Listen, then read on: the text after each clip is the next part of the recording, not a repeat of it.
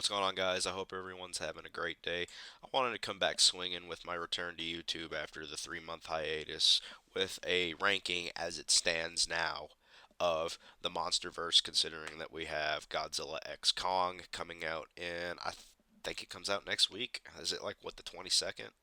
Or is it the 29th? No, it's the 29th. Yeah, it's the 29th it comes out, I think.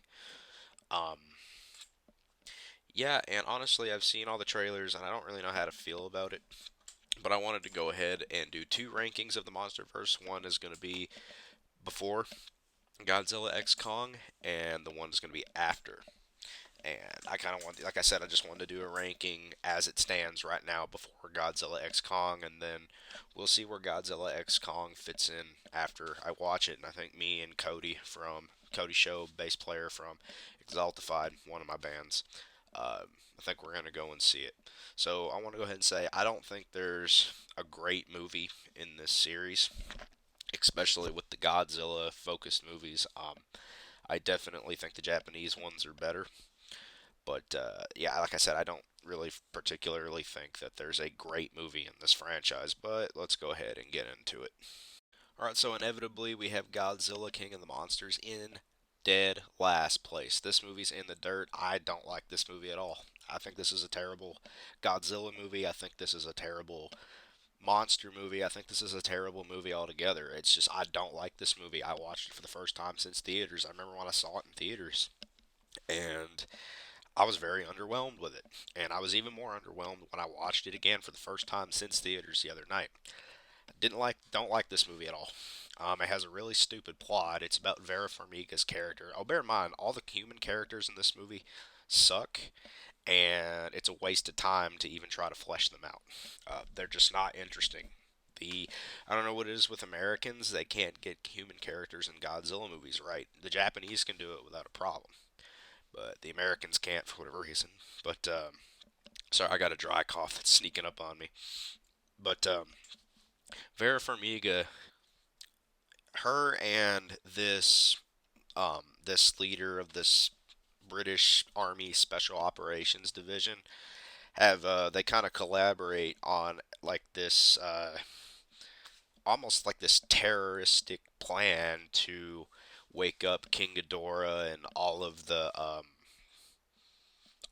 other Titans, as they call it in this movie, to kind of, I guess, renew the freaking ecosphere of the entire universe. It's a stupid plot, and that's a stupid plan.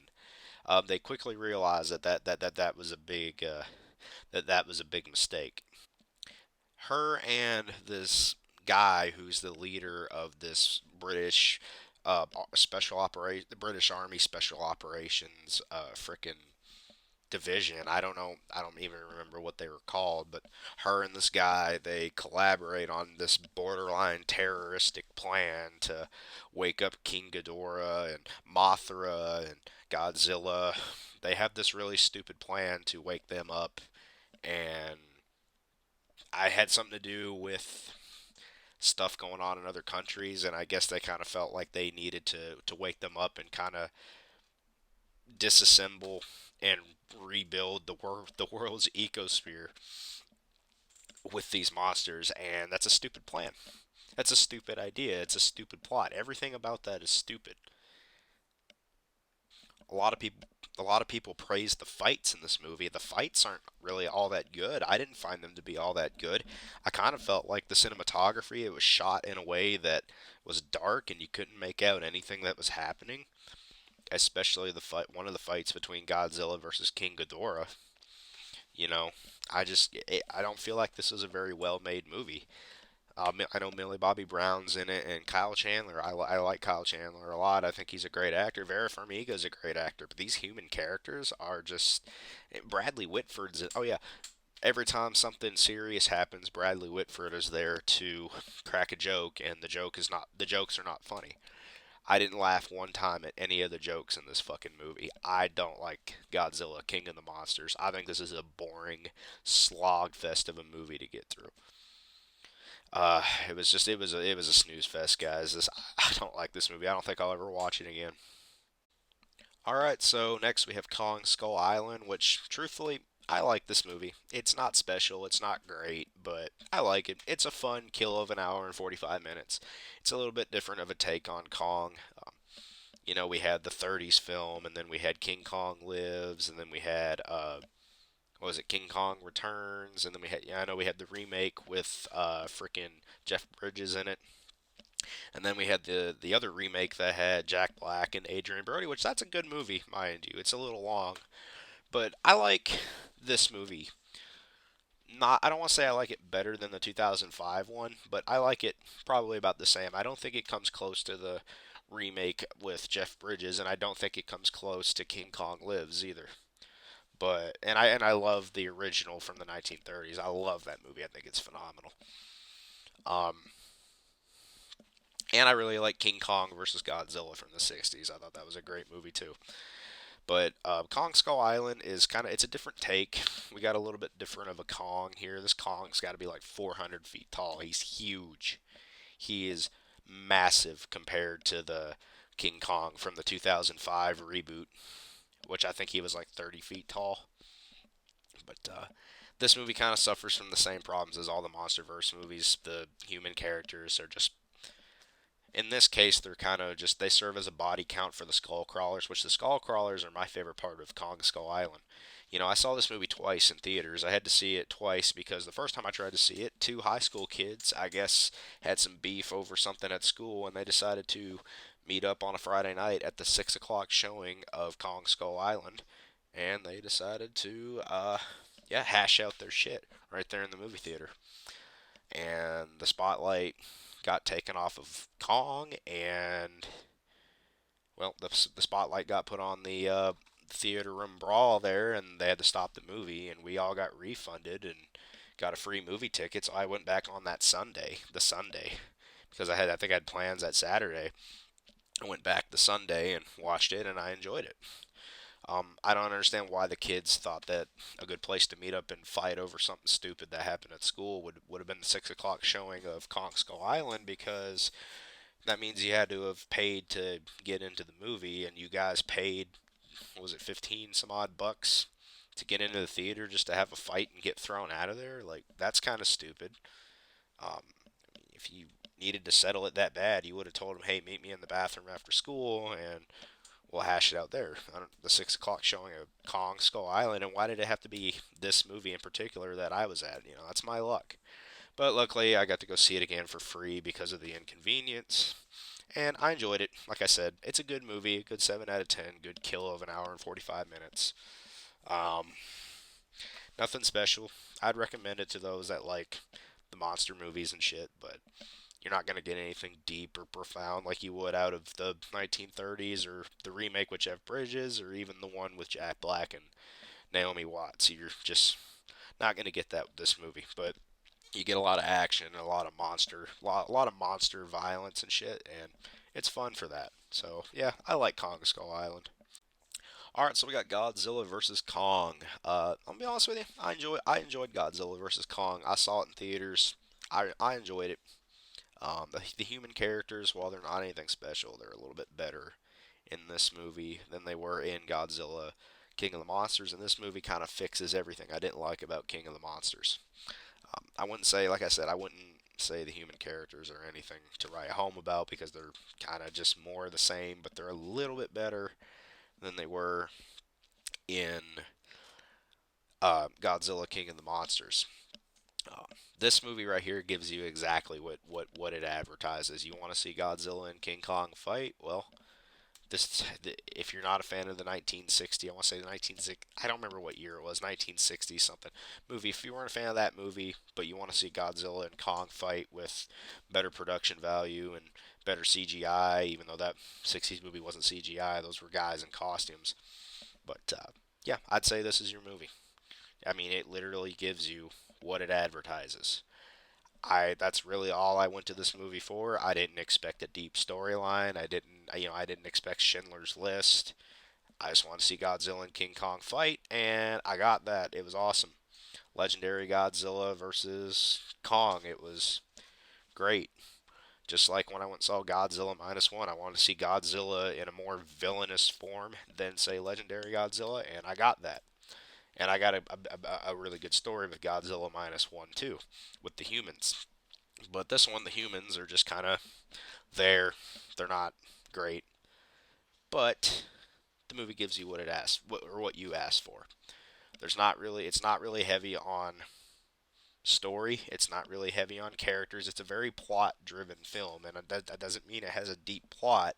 That just means it's a very plot-centric film, meaning it's relying on its plot to get you through the movie versus its characters and character development and whatnot. You're not going to this movie for character development and a deep story. You're just here to get 2 hours of Godzilla and Kong shit. And you get that with this movie. Where I kind of felt Godzilla King of the Monsters was trying to force this political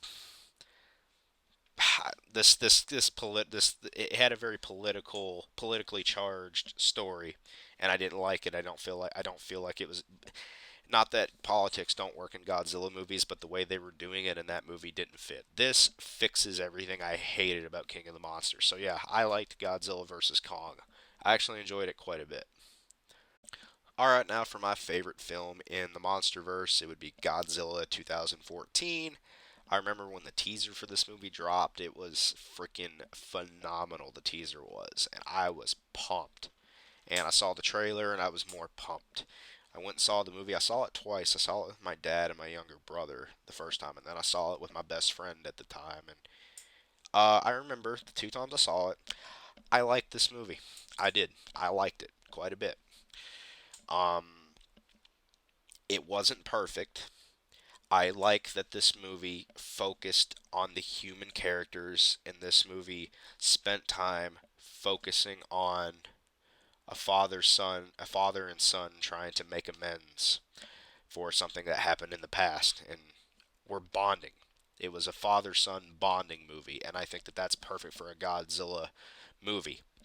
When you want to get into a deeper rooted storyline, father and son bonding is what they did in this movie for about 45 minutes. They did it for about 45 minutes. They killed Bryan Cranston off, and it was just it was kind of jarring. It was bizarre. It's like, well, I, if I were told to write this movie, I would have kept Bryan Cranston alive and then maybe killed him off at the end. You killed him right in the middle of the movie.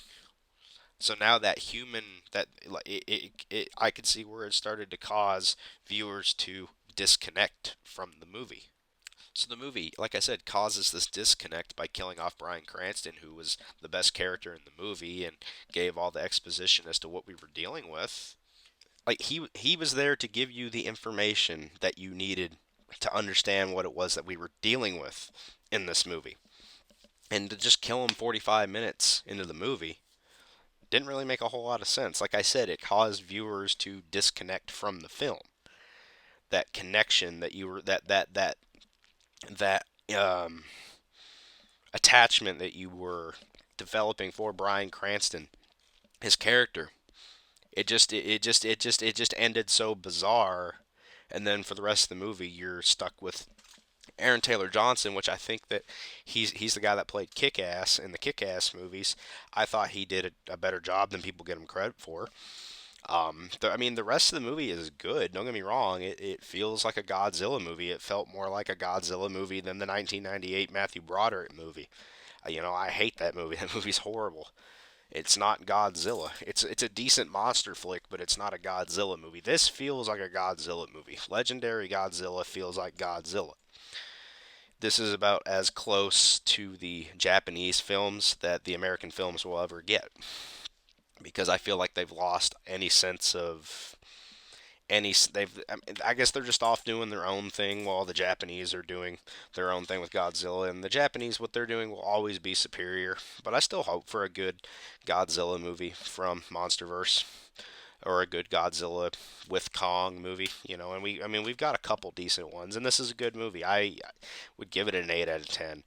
Um, the fights, I think a lot of people didn't think the fights were very good. A lot of people didn't think there was enough Godzilla. I think there was enough Godzilla in this. There was about as much Godzilla in this as there was in Minus One or in Shin Godzilla. Well, maybe we got a little bit more Godzilla in Shin Godzilla, but there was about as much Godzilla in here as there was in Minus One. Um, I definitely think this movie has a really good atmosphere, and I think this was the best way you could kick off the MonsterVerse. This is, I think, the best way you could have started it, and then they turned it into MCU, and now it's just MCU with King Kong and Godzilla. Where this was an actual, this felt like a Godzilla movie to me. You know, this is what I wanted from this movie when I first saw the trailer. The only thing I wouldn't have done was kill off Bryan Cranston 45 minutes into the movie. And that's why Godzilla 2014 is, I think, the best MonsterVerse movie. So, what do you guys think? Do you guys like the MonsterVerse? Do you not? Do you like Godzilla 2014? A lot of people that don't like Godzilla 2014 really like King of the Monsters, and a lot of people that liked 2014 didn't like King of the Monsters. So, I'm in the camp that likes 2014 that did not like King of the Monsters. Then, of course, Godzilla versus Kong improved King of the Monster. I don't want to say it improved the movie, but it fixed the mistakes that it made, that Godzilla King of the Monsters made. But yeah, no, 2014 I think's the best one. I think it's a good Godzilla movie. It's not even in my top 10 Godzilla movies, but it's a good Godzilla movie for what it is. I enjoyed it. I saw it in theaters twice, like I said. Really enjoyed it. It's my number one. So, yeah, tell me how you guys would rank the MonsterVerse down in the comments. I'll see you guys later. Peace.